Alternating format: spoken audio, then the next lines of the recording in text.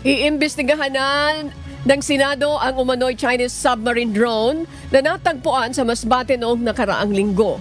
Inihayag ni Senator Francis Tolentino na maghain siya ng resolusyon sa mataas na kapulungan ng Kongreso para sa pagsasagawa nito.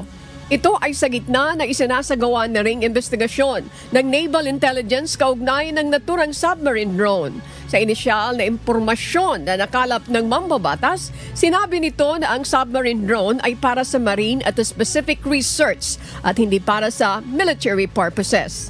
Ngunit hindi pa niya kinukumpirma. Bagaman natukoy na galing ang instrumento sa ibang bansa na posibleng isang paglabag, lalo na kung wala itong permiso. Nais alamin ni Senator Tolentino kung unang beses itong nangyari at kung ito ay military grade na submarine drone, saan talaga ito galing at kung gaano na ito katagal sa ilalim ng dagat. Target ng senador na i-file ang Senate resolution sa oras na mag-resume ang kanilang sesyon mula sa break.